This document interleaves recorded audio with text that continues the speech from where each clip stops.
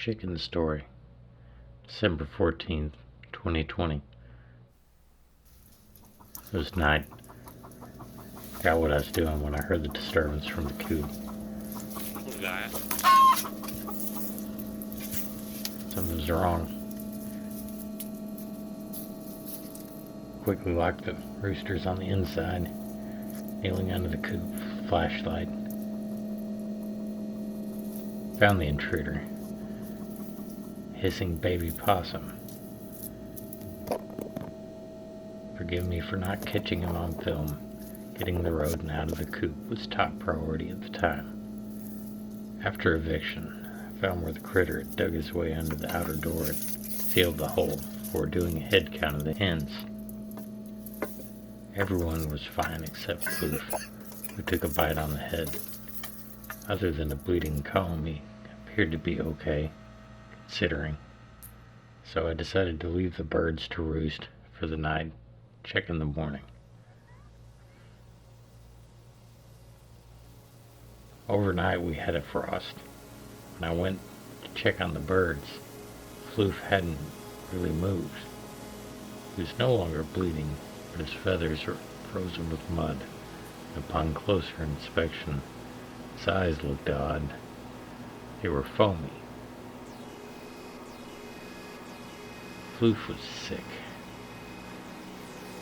so I decided to consult the internet, only to learn the chicken had mycoplasma, gallisepticum, disease caused by respiratory infection.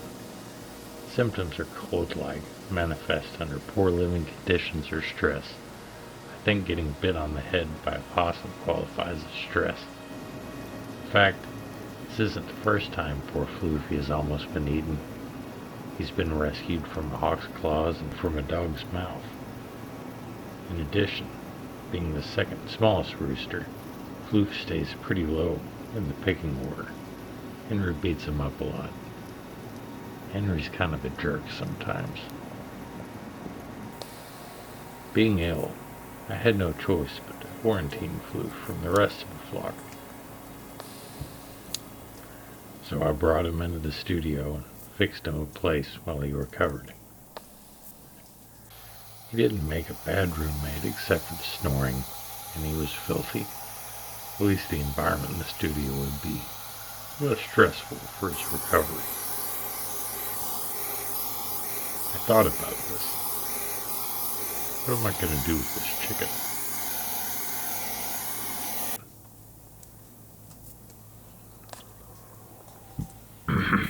Over the next day, the rooster was showing improvement. His eyes cleared up, but his breathing was still congested.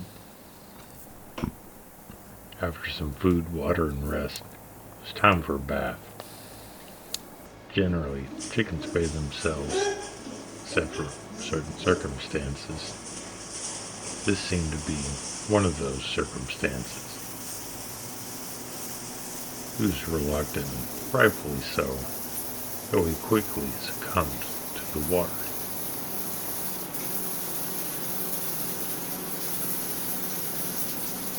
And the dirt washed away.